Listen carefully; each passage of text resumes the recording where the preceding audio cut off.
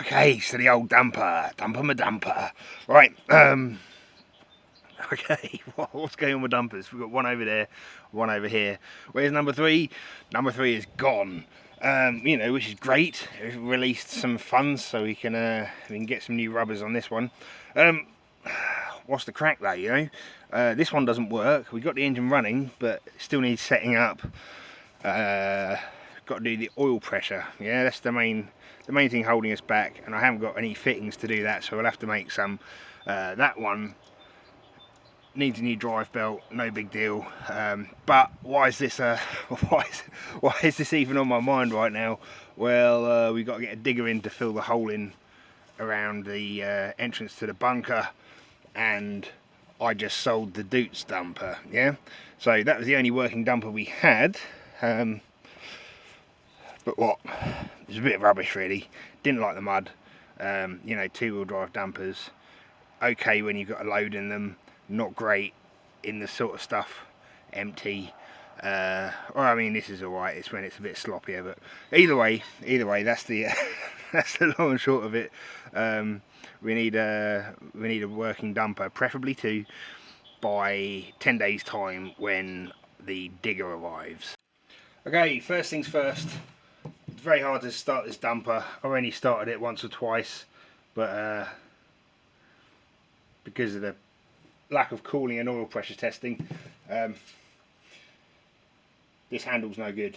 I need something, what, 5.5 inch long by about 6 inch deep, you know, speed up the cranking. Right, I think that's suitably heavy.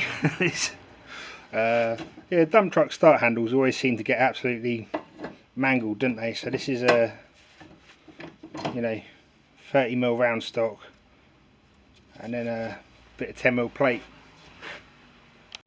Okay, there we go. Pretty heavy duty, but nice and short. I can get this turning over good and fast now. So that's better. Okay, right. Let's get going on the oil pressure. We've got to do this in two places. So. Oh, I can't remember what the second one is. Maybe we only have to do oil pressure in one place, but we certainly have to take the oil pressure from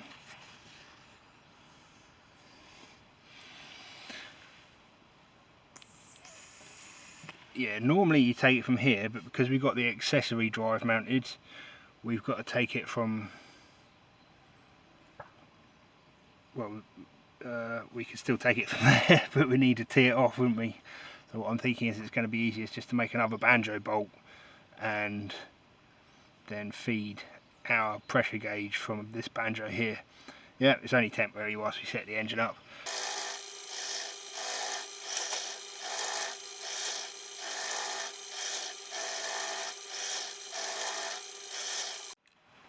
Here we go. Couple of hours. Had to dig out the change gears on the lathe. We've got a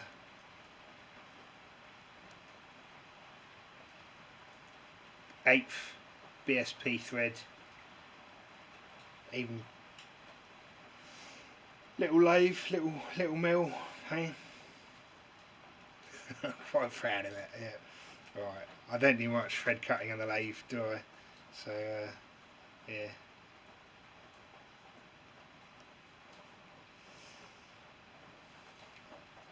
We need to make a little banjo next.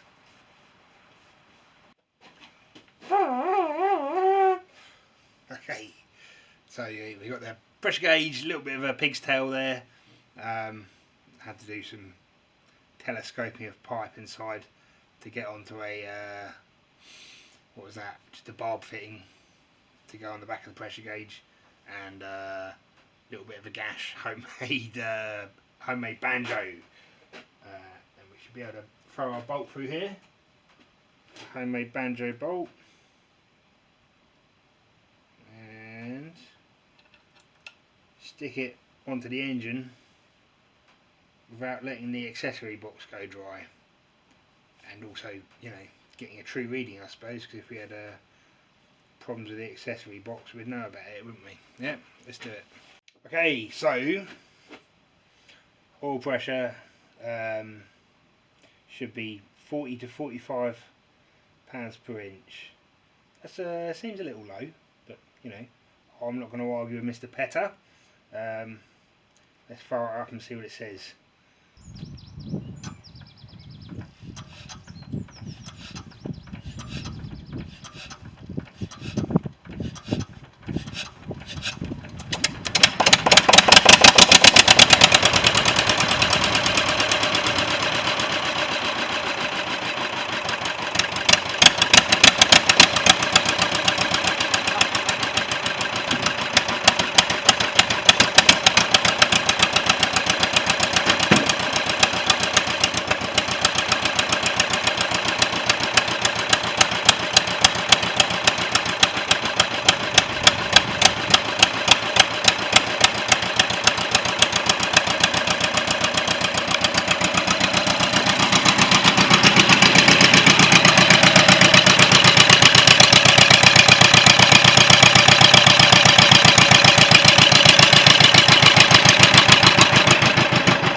Okay, so that was useful. Still got to check the oil at the top end. I know it's getting oil at the top end because it's pissing out all over the place. Yeah, there you go. Okay, these cheap Chinese copper plane washers seem to be the problem. This banjo bolt goes. Sorry, we're onto the oil leak in the top box, in the rocker box. These banjo bolts go into the rocker shaft, and you know, there's a great big union, and there's a copper washer both sides of it. These ones are too small, so we'll make some nice chunky, thick washers on the lathe and anneal them. Yep. Okay, so we've got to get this tin work on the back here. My least favourite bit of this petter.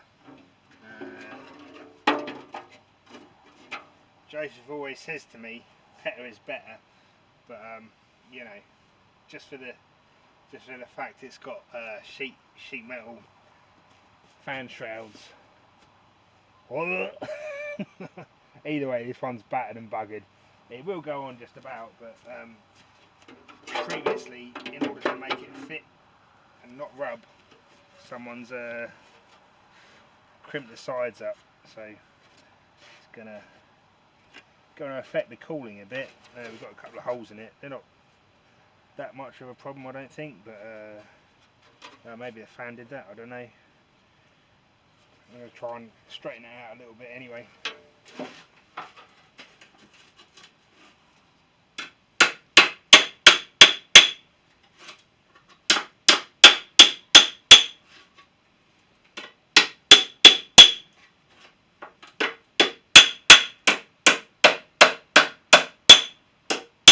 I'm getting carried away now. I quite like this bit of metal now. Look, now that I'm getting the paint off it, it's all these wrinkles and the hundreds of times it's been straightened out already are coming out. So we'll take the paint off and spray it. I guess that's got to be the thing to do. And we've already straightened out another. We can add our name to that tally, can't we? Hey.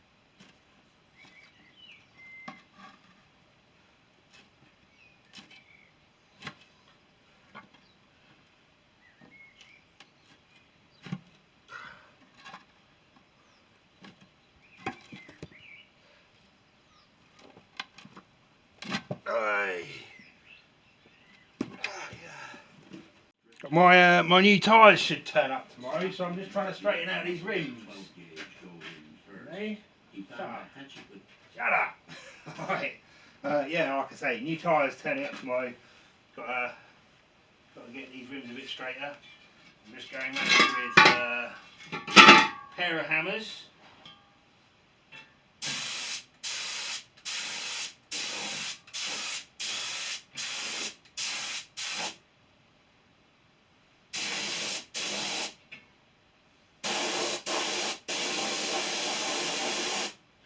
Alright, as always, excuse the wind, it's spring here, beautiful sunny day, but we've got this, I don't know,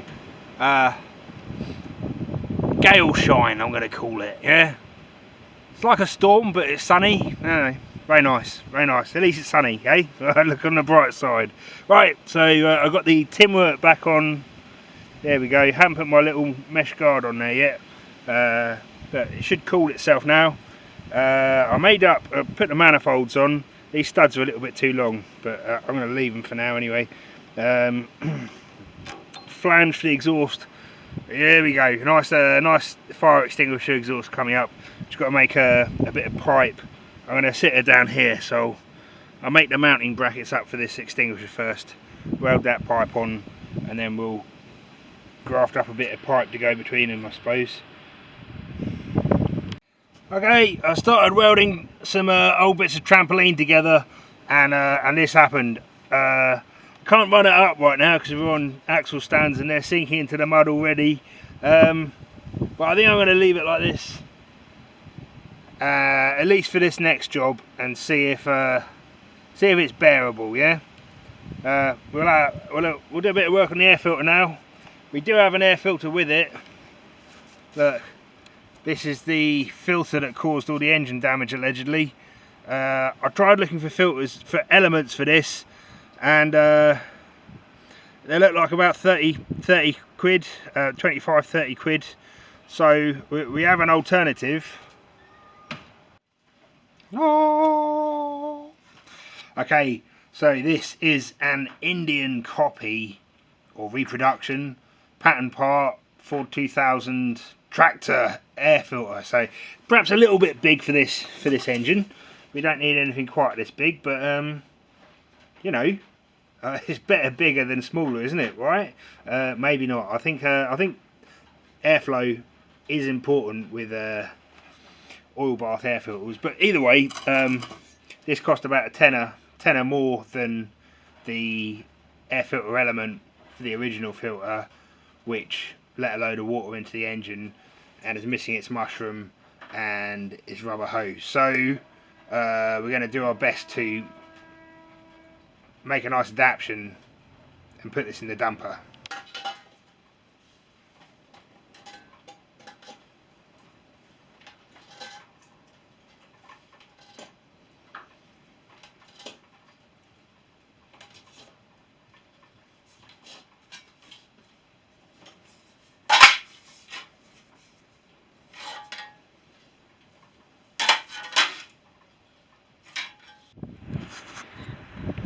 Okay, so we got just got the lid back on. So we're going to have to cut it out for this air cleaner.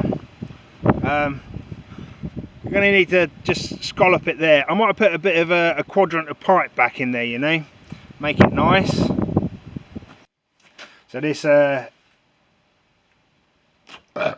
this panel here, this engine cover, is also the seat bolts on there. I haven't actually got a seat at the minute. Very heavy bit of steel. I mean, it's plate, it's not tin. So on the notch I put quite a substantial bit of pipe section. Just going to throw some primer on it. I haven't got time to paint everything now because it's got to be ready to drive in a couple of days, few days, really.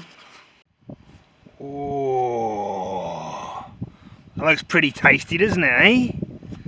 Nice. Alright, let's make a pipe up. We've got to join that bit to there, haven't we? Yeah? Okay, so my inner tube's arrived. Got my wheel painted, and these are my tyres. I did a little bit of umming and ahhing as to what tyre to go with. I was going to massively cheap out and just get trailer tyres, you know, farm trailer tyres. Fortunately, I spoke to my mate. I'll let him say what he's got to say. Hello, I'm the Agri Advisor. So, BKT tyres, before knocking off time. Jokes aside, BKT have been about over 10 years now probably. So they're fairly well known for being a budget tyre. And I think the general consensus is they're a bit soft and wear fast when on the road. But I think because we're more softer mix, maybe more gummy, you know, we probably don't crack as easily. So I've made a little diagram of Norfolk Fair, you know, the HQ. So as you can see, it's nice and flat there, nice and sunny. So there's nothing to worry about. Number one done. You don't need to see me fitting tyres. You'll just see an awful lot of my arse and an awful lot of struggling. Alrighty tidy then, folks. So we've got the damper, got the tyres on the damper, the new wheels, the freshly painted wheels and tyres back on the damper with tubes in them. Aired up, she's sat back on them. I've not started it up yet with the exhaust and air filter on there. However, I think the sensible thing to do right now, despite the fact that we've got no brakes, the fuel tank and high tank are loose. The panel that the seat should attach to, which we don't have, is sat on top of those loose tanks, and I don't think the clutch is working. I think the most sensible thing we could do right now is try and drive it, yeah, just to see. So let's have a little go, fire it up and see what happens, yeah.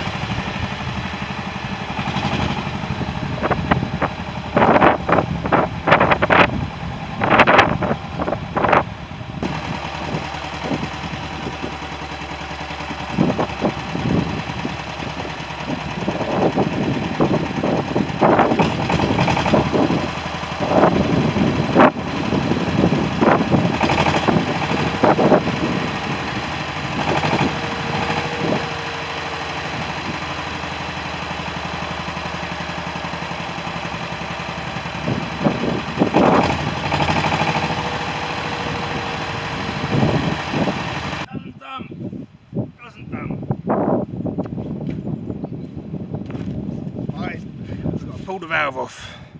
Okay, that's the control block for the hydraulics. PRV there, I think. One of these goes off to the steering, so it doesn't actually go through the block. It just, you know, acts as a manifold, I guess. One of these is a return. This one's the return to the tank for when you're not tipping. What? Don't know. And that one's got to be the tip itself. Anyway, so we had this lever on top, and it does have a little cutout at the bottom to let the water out, but obviously that gets choked up with shit pretty quickly. It's only a little wee cutout, and this is the result. The linkage is rotted through, and that's pretty easy to fix. But you know, I just want to go steady with freeing this valve up. It's never a good idea to force stuff like this, because you think you've got a cylinder effectively that the valve sits in, and if you've got grime or corrosion either side of the seal, and you go and smack this just like brakes on a car, isn't it? If you go and exercise them when they've been sat a little bit too long, that's when you rip a seal up, isn't it? And it's obviously not leaking at the moment, so if we're gentle with her, we might just get away with it. Okay, I just want to test it before I rebuild the linkage. If it's shagged, then I guess I'll have to find another solution, won't I? But there's a tiny bit of the seal hanging out. I think it's just a wiper seal, like a dust wiper hanging out the top.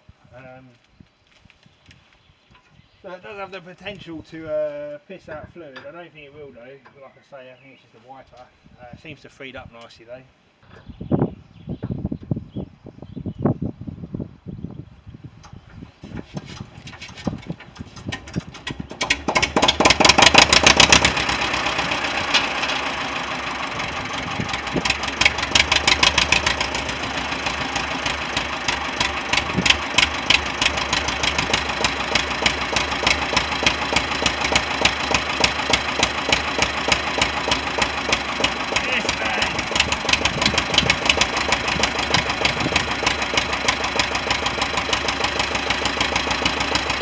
Okay, I might just tart this up a little bit as we're here.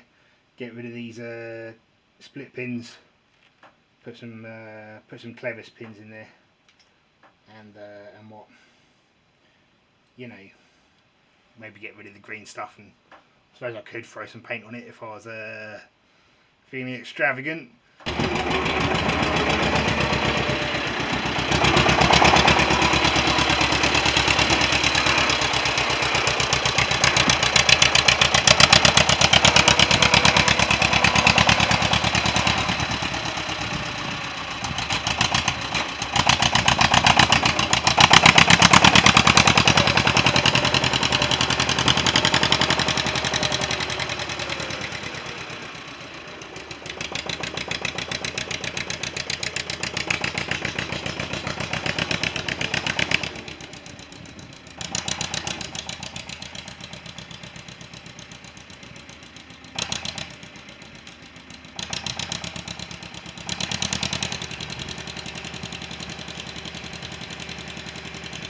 Alright, so we've got the tipper working. There she is. I like big balls. I got a set of pull balls when I was doing dump truck Mark 2 for a spinny on the steering wheel. You know, it's cheaper to get a whole set of second-hand balls than it was to buy a knob. But now I've got all these balls, so I'll probably modify the gear stick to take one of these balls as well, because that ball's just too small, and we'll obviously have to put another spinny on top here. Engine sweet. Gearbox is kicking itself out of gear. We'll start with an oil change on that, and obviously this bit of wood stops the skip from bottoming out on something. I'm not quite sure why that bit of wood's there, to be honest, but that needs a bit of investigation, doesn't it? Anywho's, oh yeah, brakes. Be nice to have brakes, wouldn't it? Yeah.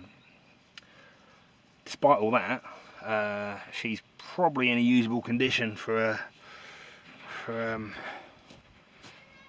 for when the digger comes. We'll have to go around it and put a couple of tubes of grease down there. A couple of tubes of grease. There are some weird noises, but yeah, that's it. It's such a lot of fun. Such a lot of fun. Alright, okay, hope you enjoyed that, folks. She's alive, and you'll be seeing a lot more of the old girl, hopefully in progressively better condition. Alright, okay, take it easy, folks. Bye bye.